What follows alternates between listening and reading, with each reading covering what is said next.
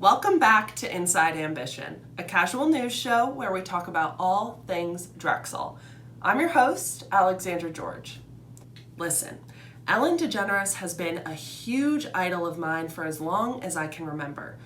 And if she has taught me anything besides be kind to one another, it's how to avoid a major news story.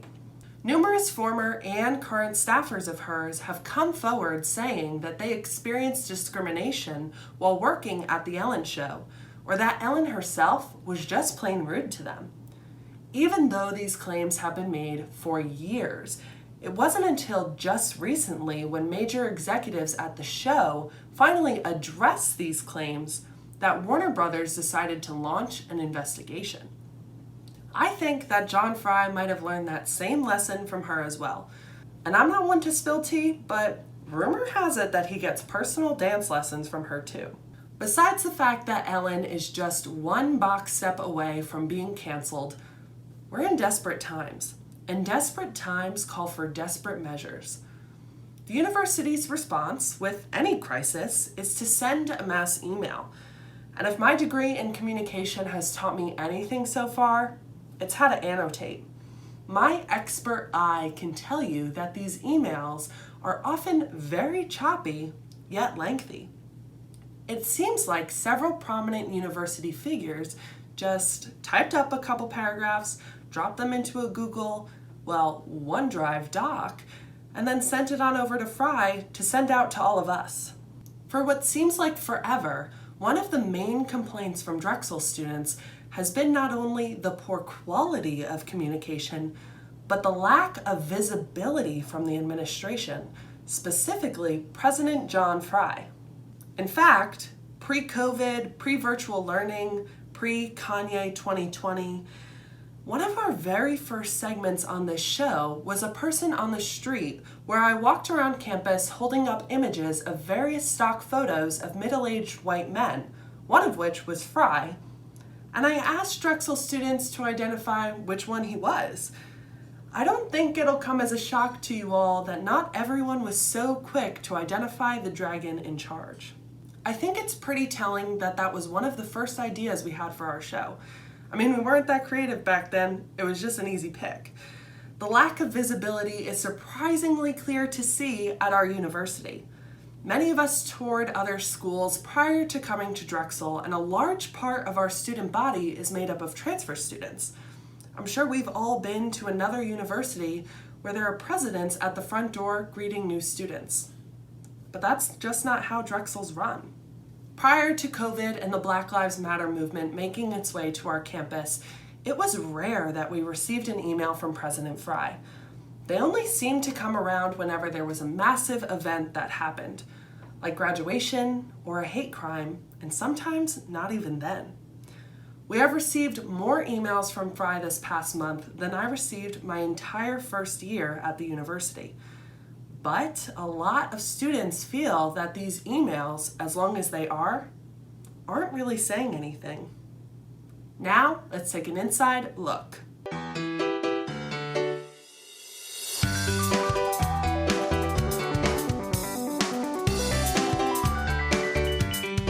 By now most, or at least almost 2,000 of us are well aware of the Drexel group Drexel Community for Justice and their Instagram account at Drexel for Justice.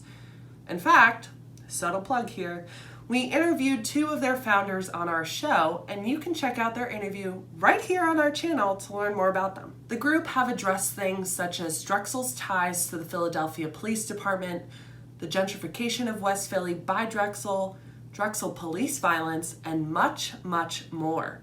But recently, they did a critical annotation of President Fry's statement on anti-racism initiatives. In it, Fry claims that a, quote, deep commitment is being put in to build a, quote, anti-racist community at Drexel, but we all know actions speak louder than words.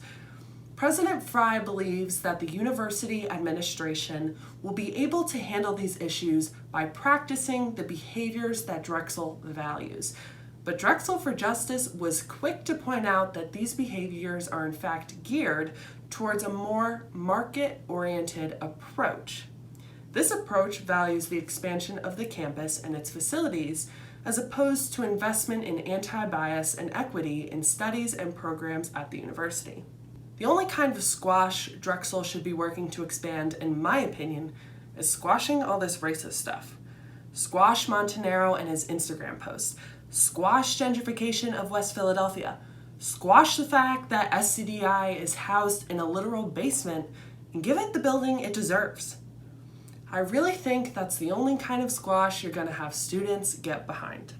We'll link the post in the description because it has a lot of valuable information that I don't have the time to talk about right now, but one of the major takeaways is that there's a lack of clarity and sincerity in university communications. And yeah, I get it. From a PR standpoint, you're trying to avoid commitments that you aren't sure you can stick to, and you want to remain vague enough to keep everyone happy. But that's clearly not working, because overall, the emails have failed to address the actual concerns of not just Drexel for Justice, but our community at large. Not to mention, not all students are receiving the same quality or quantity of emails and communication from their prospective deans and colleges. All students need to be aware of what is going on. The film program had a town hall last week, and while that was great and well needed for those students, what other colleges have been reaching out to do the same? There has to be a universal standard at Drexel of how college leadership interacts with their students. You know what? I think there's a pretty clear parallel here between the leadership at the university and the leadership in our country. And take a look at Florida to see how well that's working. And how is it that the university has been able to ignore the injustices we are seeing and have seen in our community in West Philly for so long? There is no doubt in my mind that the Instagram accounts like Drexel for Justice, Black at Drexel, and Me Too Drexel have caught the ear of the university. They all make some pretty intense allegations. That's not something you can ignore. But of course, you've probably seen the Instagram posts that say, raising awareness is great and all, but your reps and senators can't see your Insta story. The same is true for Fry. And after what we have seen with the university's vice president and his Insta, I'm sure it's going to be a long time before Fry makes an account. But come on, a last name like that is pure gold, pun intended. He could have some really awesome username like @CrispyFry. How cool would that be? Now, if you somehow manage to get through the behemoth that is Fry's COVID-19 email update, you are probably disappointed to realize that all it says is, we're working on it and go check out our website to hear that same thing. An email like that could be easily summarized with at most 5 sentences, but instead it was bloated to at least a page and a half. And newsflash, no one likes bloating. Just because Drexel is working to make sure that our return is as safe and as smooth as possible, that doesn't warrant a 733-word email. Sure, we got all the time in the world here in quarantine, but I think we can all agree. Sifting through those emails is 9 times out of 10 time wasted. Since literally all our information about the virus at Drexel comes from these emails, they're important.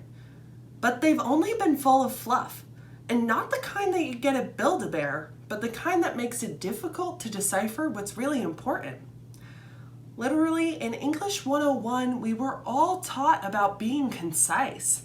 And the same way you squeeze in as many words as possible to meet that word quota, it seems like Fry is trying to push his emails from a D- to a D+. And that D stands for dismal, by the way, not Drexel. The truth of the matter is, President Fry is not a master linguist, so we can't be that hard on him here. If this episode was about his squash technique, then this criticism would be warranted. So we thought it would be helpful to give him some quick tips as to how to make these emails a little bit more reader-friendly, because we all know we'll have a novel's worth of unnecessarily long emails come the fall. First things first, adjust your tone.